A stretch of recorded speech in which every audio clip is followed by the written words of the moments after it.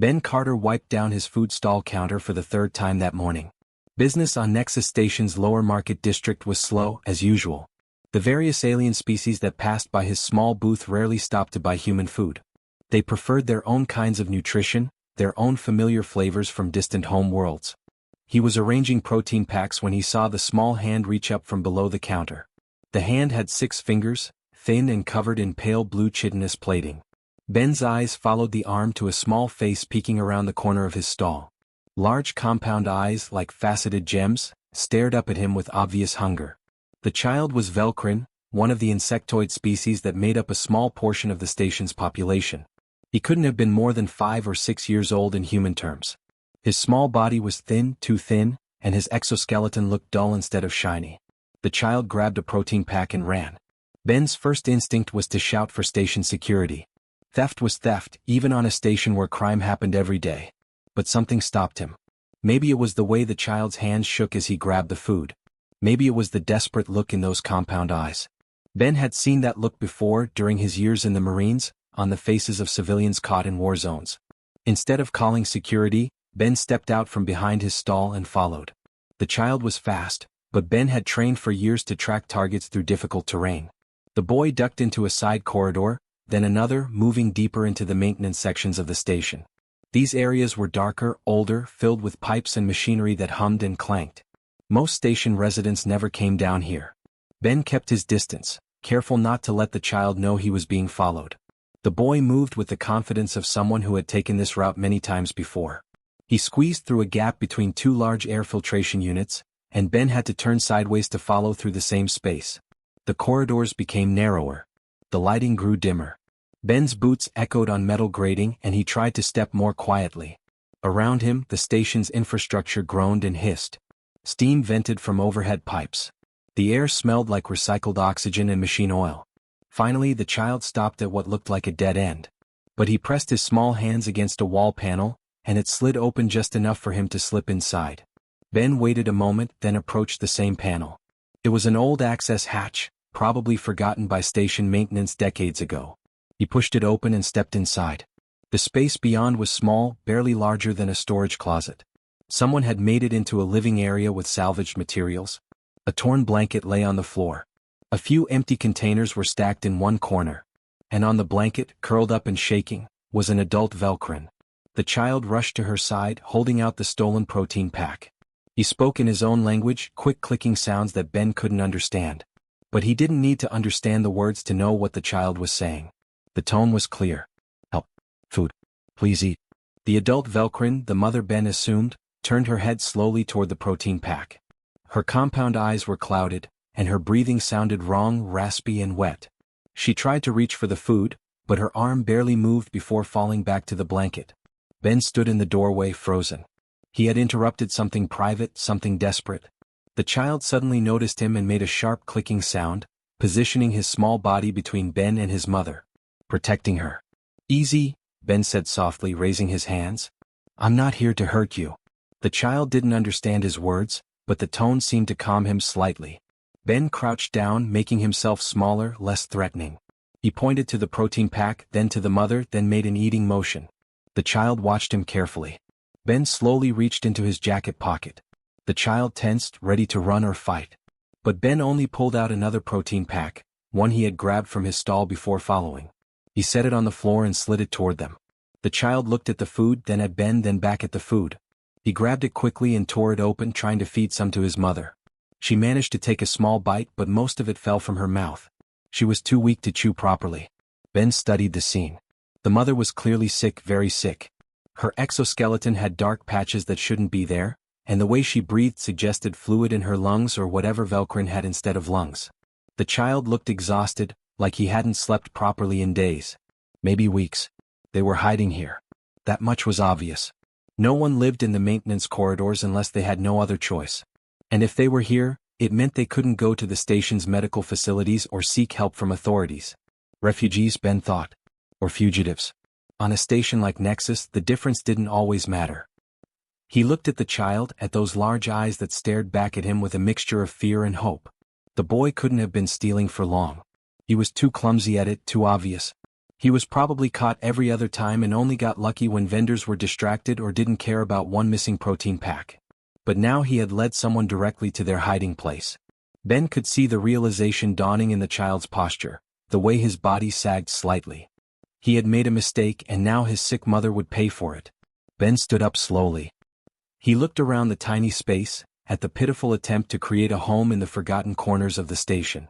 He thought about calling security. He thought about walking away and pretending he never saw anything. He thought about his own small profit margins and how many protein packs he could afford to lose. Then he looked at the child again, at the mother struggling to breathe, at the desperate situation they were in. "Okay," Ben said quietly, more to himself than to them. "Okay." He turned and left the compartment, sliding the panel closed behind him. He walked back through the maintenance corridors, through the narrow passages and around the humming machinery. His mind was already making lists. Medical supplies. Real food, not just protein packs. Water. Maybe blankets. He didn't know their full story yet. He didn't know why they were hiding or what they were running from. But he knew what he had seen in that small hidden room. He had seen a child trying to save his mother. He had seen desperation and love and the quiet kind of courage that doesn't make noise. Ben Carter had been a Marine once. He had taken an oath to protect those who couldn't protect themselves. That oath didn't end just because he now sold food instead of carrying a rifle. He reached his stall and began gathering supplies. Tomorrow he would come back. And the day after that. And the day after that, until he figured out how to really help them. Behind him, deep in the maintenance corridors, a small alien child held his dying mother and wondered if the human would return or if they were about to lose their only hiding place. Ben returned the next morning with a canvas bag full of supplies. He had closed his stall early the previous day to gather what he could afford. Medical gel for wounds, pain suppressors, vitamin supplements, clean water containers, and actual cooked food instead of just protein packs. The maintenance corridors felt less threatening in the dim morning light that filtered through the ventilation grates. Ben found the hidden panel and knocked softly before entering. The child, Tick as Ben would soon learn, was awake and alert.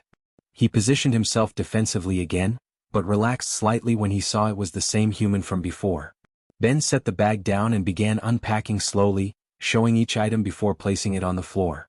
The medical gel, the water, the warm container of soup he had made himself. Tick watched every movement with those large compound eyes, then looked back at his mother. Rheeva was awake today barely. Her eyes focused on Ben with difficulty. She tried to speak but only clicking sounds came out, weak and broken.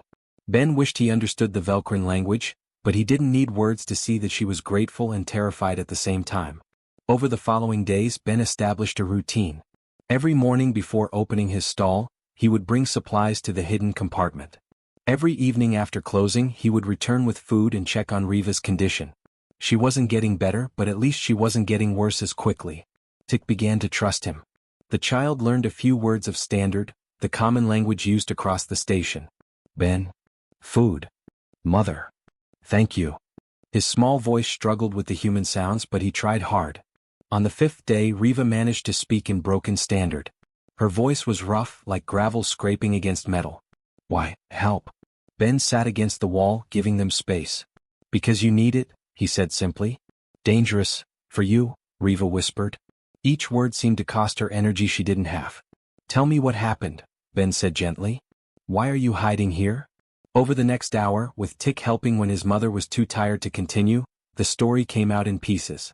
Rheeva had been part of a Velcrin hive on a distant colony world. The hive collective had voted to join a war against a neighboring species, a war that Rheeva and others believed was wrong and unnecessary. When she and a small group refused to fight, they were labeled defectors.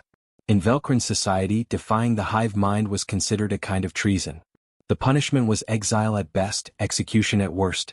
Rheeva had taken Tick and fled, spending all their savings to buy passage on a cargo ship to Nexus Station.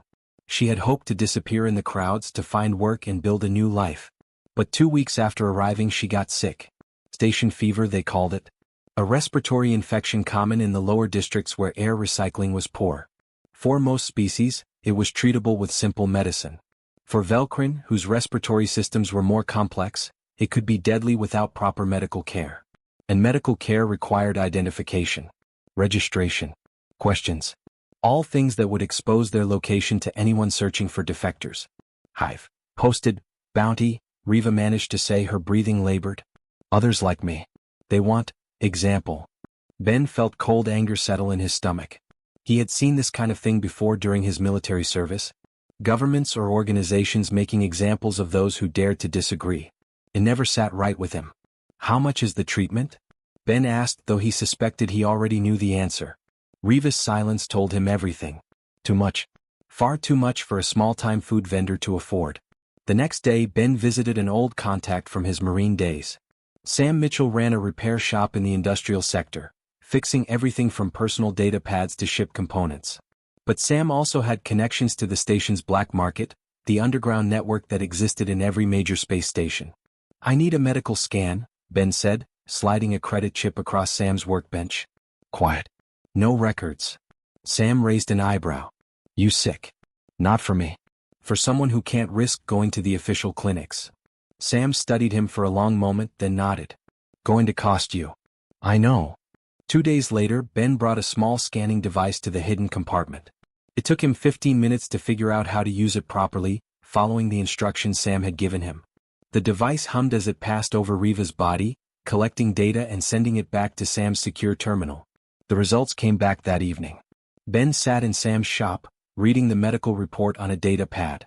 His hands gripped the device tighter with each line he read. "Station fever, advanced stage," Sam said quietly. "Fluid buildup in the respiratory chambers. Without treatment she's got maybe 3 weeks. For if she's lucky." "And the treatment?" Sam pointed to a number on the screen.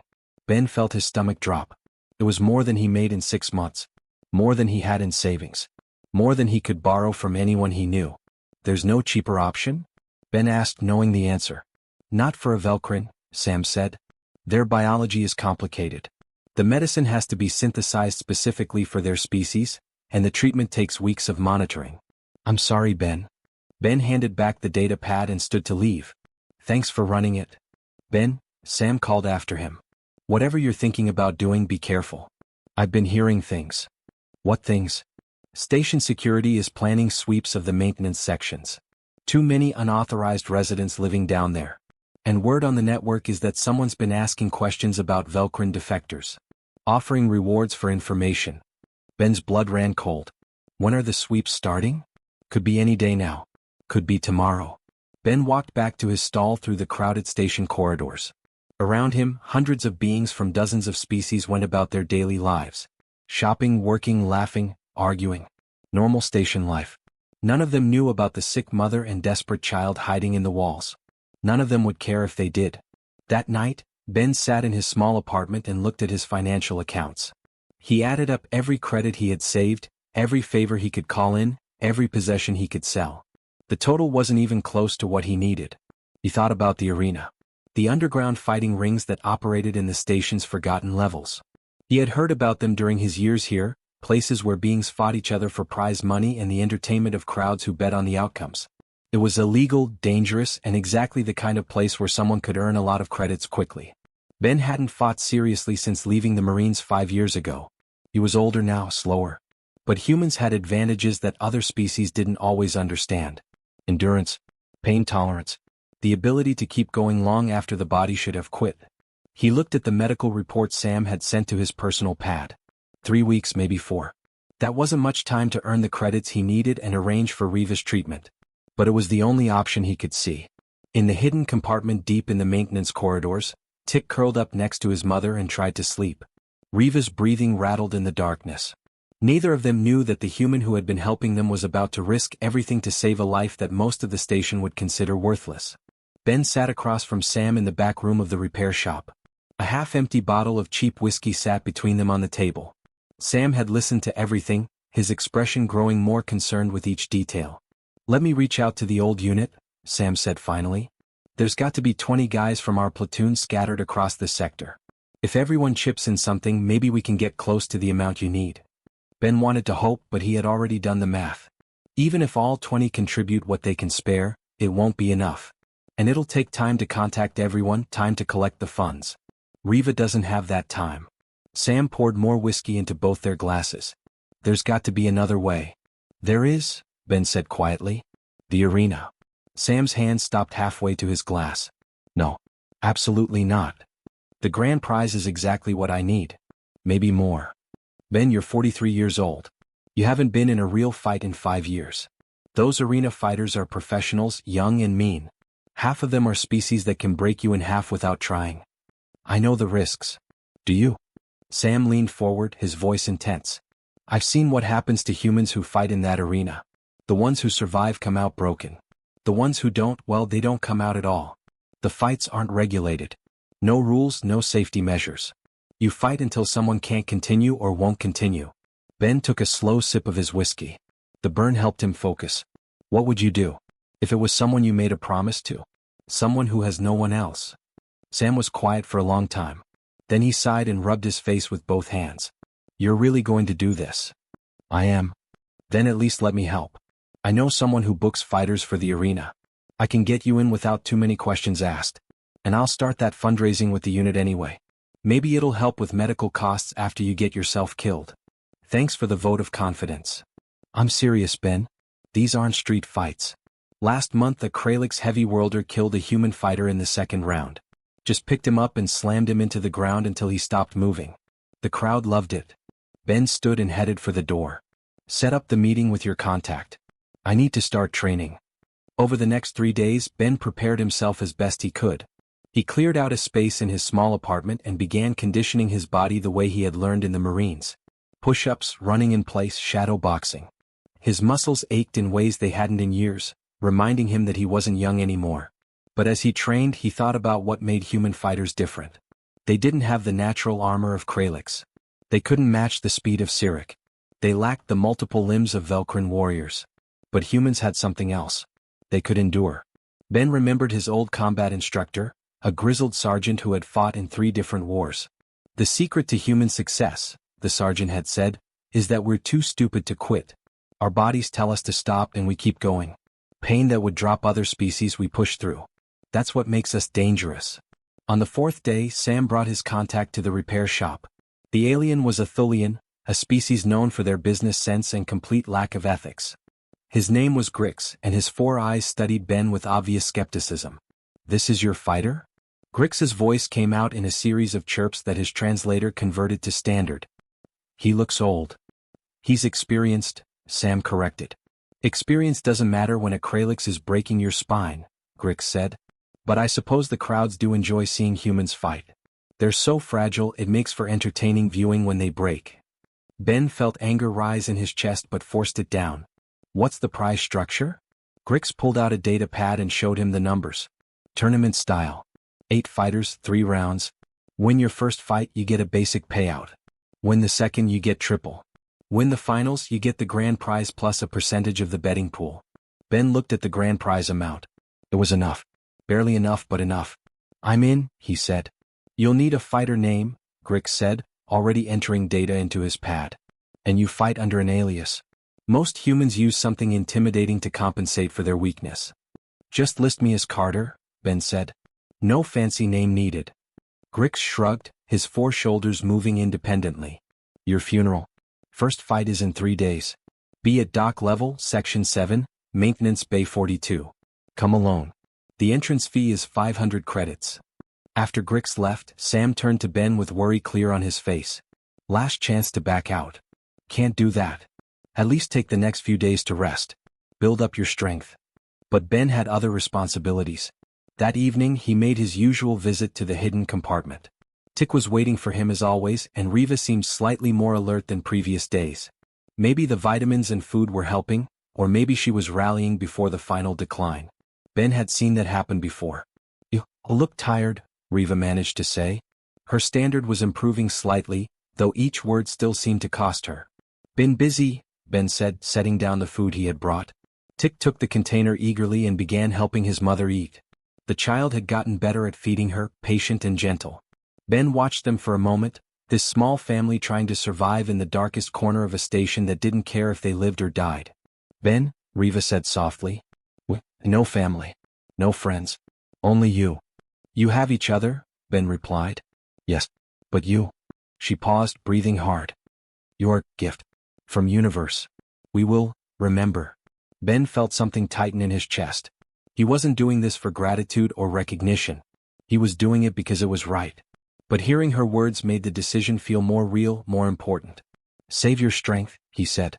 I'm working on getting you proper treatment. It's going to be okay. Tick looked up at him with those large compound eyes. The child had learned to read human expressions a little, and something in Ben's face must have shown his worry. Ben, scared? Tick asked in his small voice. A little, Ben admitted. But sometimes being scared is okay. It means what you're doing matters. That night, alone in his apartment, Ben looked at himself in the mirror. Gray was showing in his hair. Lines marked his face that hadn't been there 5 years ago.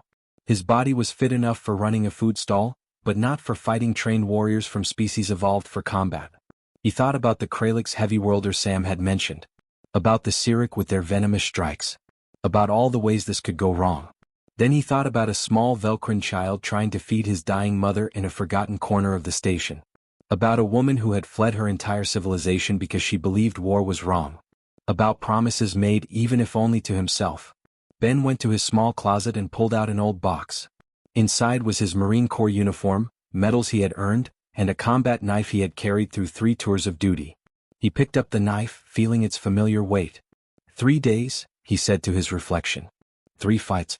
Then it's over. He just hoped he would survive long enough to see it through. The arena was smaller than Ben expected. A circular pit about 20 meters across, surrounded by metal barriers that rose 3 meters high. Above the barriers, makeshift stands held maybe 200 spectators from a dozen different species. The air smelled like sweat, blood, and ozone from the energy shields that kept the crowd safe from stray attacks. Ben stood in the preparation area, a cramped room with concrete walls and harsh lighting. Around him, 7 other fighters waited for their matches. A massive Kralix sat in one corner, its rocky hide looking like natural armor.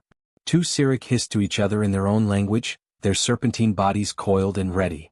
A Thulian sharpened the natural blades that grew from its forearms. And in the far corner, a Velcrin warrior stood perfectly still, its compound eyes reflecting the overhead lights. Ben tried not to look at the Velcrin too long.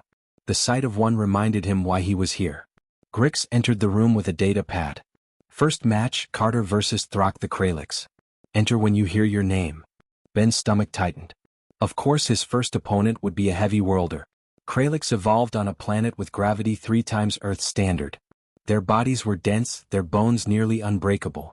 Fighting one was like fighting a living boulder. The announcer's voice boomed through speakers, introducing Throck in 3 different languages. The crowd roared. Then Ben's name was called and he stepped through the entrance gate into the arena. The Kralix stood across from him, easily 2.5 meters tall and probably massing 300 kilograms. Its face was vaguely humanoid but wider, with small eyes buried deep in protective bone ridges. It wore no armor because it didn't need any. The starting horn blared. Throck charged forward like a freight transport, arms spread to grab and crush. Ben dove to the side, rolling across the arena floor. He came up fast and drove a kick into the back of the Kralix's knee. It was like kicking a tree trunk. Throck barely stumbled. The crowd laughed. They thought this would be quick. Throck turned and swung a fist the size of Ben's head. Ben ducked under it and struck at the Kralix's ribs, aiming for the gaps between its natural armor plates. His knuckles screamed in pain but he kept moving, kept striking. For 3 minutes, Ben ran and dodged and hit wherever he could find an opening. Throck landed one solid blow that sent Ben sprawling, but he rolled with the impact and got back up. His training kicked in, muscle memory from years of combat drills. Humans couldn't overpower a Kralix, but they could outlast one. By the 5th minute, Throck's breathing was labored. The Kralix hadn't evolved for endurance like humans had. They were built for short, brutal exchanges. Ben's lungs burned and his body ached, but he kept moving, circling, striking when he could. By the 8th minute, Throck was swinging slower. Ben saw his opening. He waited for the next heavy punch, ducked inside the Kralix's reach, and drove his combat knife into the gap between armor plates at Throck's armpit. It wasn't a killing blow but it cut something important. Throck's arm dropped useless. Ben swept the Kralix's legs and brought him down hard. Before Throck could recover, Ben had the knife at his throat. Yield, Ben said quietly.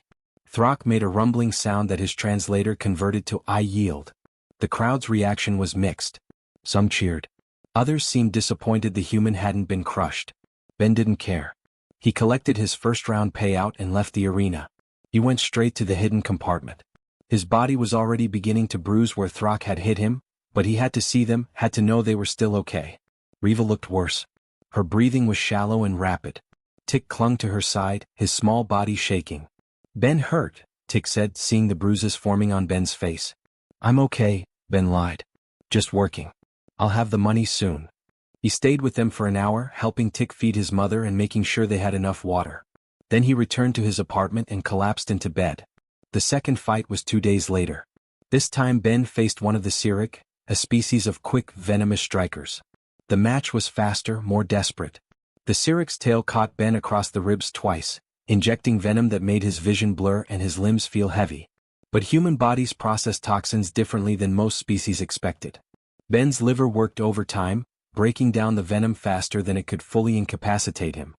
He fought through the fog in his brain, relying on instinct until his head cleared enough to fight properly.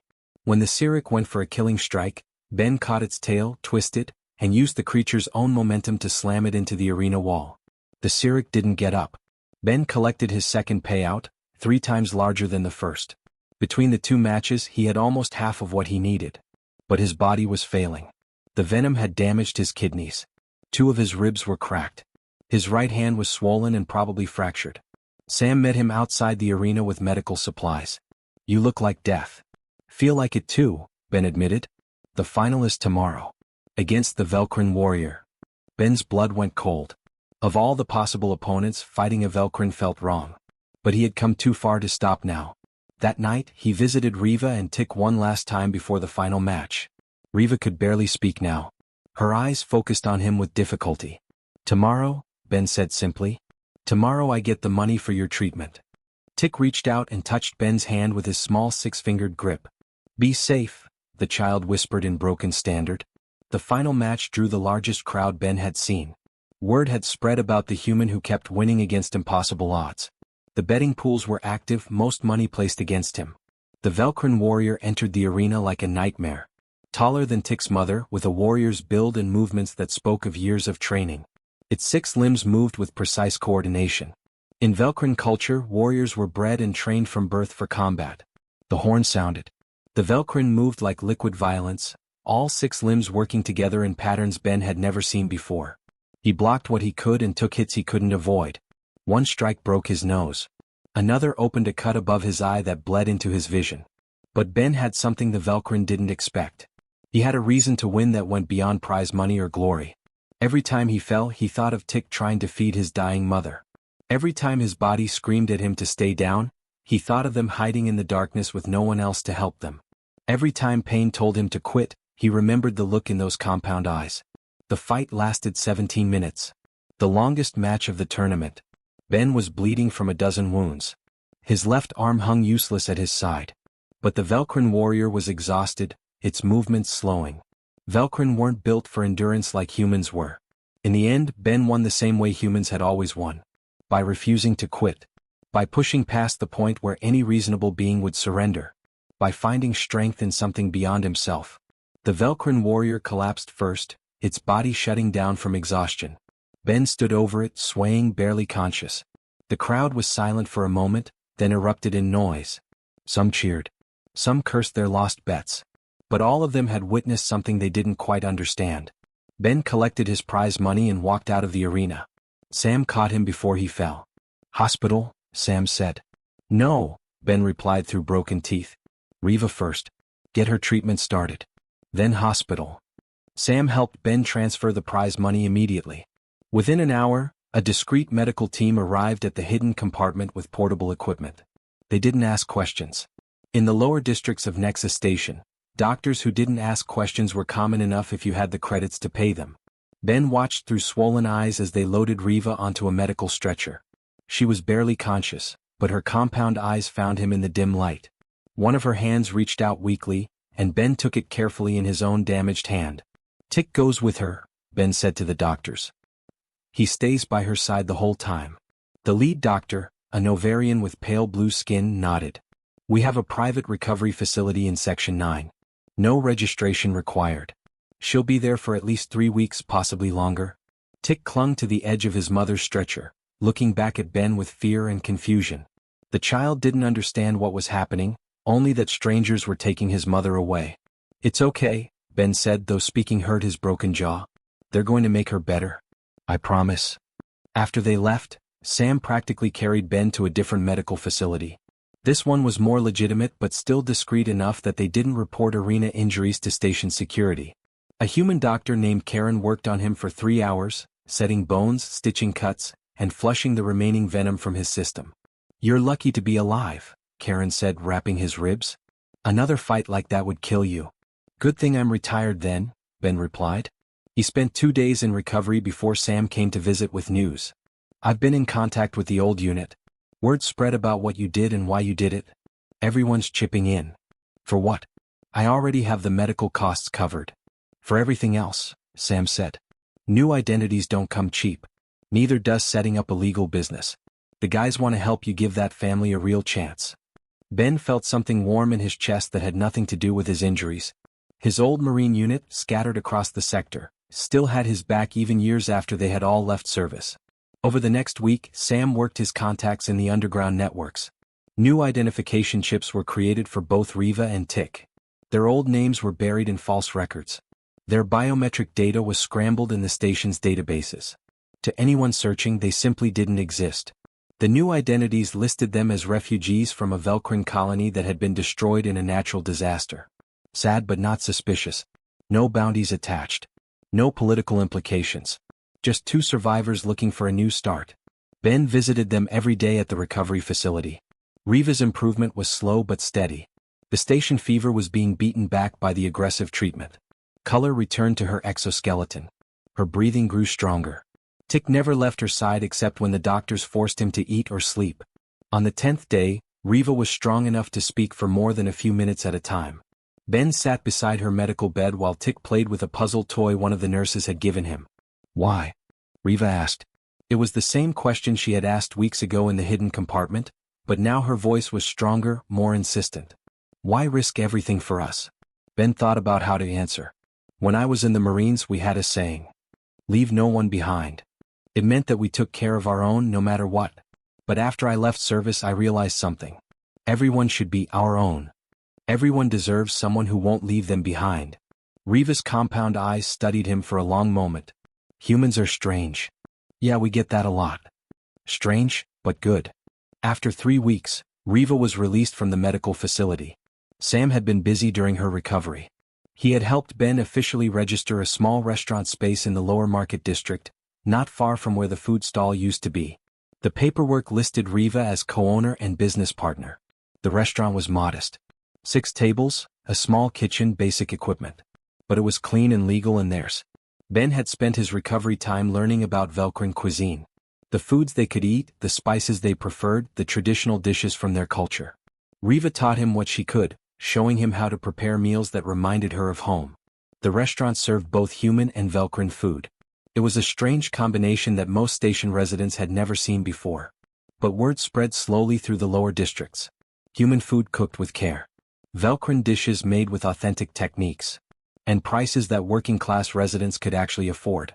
Tick helped in his own way. The child had grown attached to Ben during his mother's recovery, following him everywhere and trying to help with every task. Ben found himself teaching the boy to read standard, to count credits, to understand how the restaurant business worked. 3 months after opening, a Thulian family came to the restaurant. They spoke quietly with Rheeva while Ben worked in the kitchen. Later, Rheeva approached him with a request. "They are refugees," she said. "Running from debt collectors who will kill them.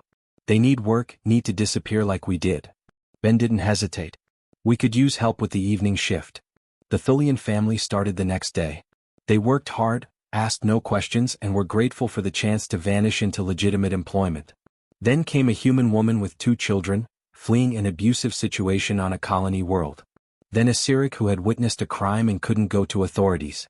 Then others, each with their own desperate story. The restaurant became something more than just a business. It became a quiet haven for those who needed to disappear, to start over, to find safety in a station that usually offered none.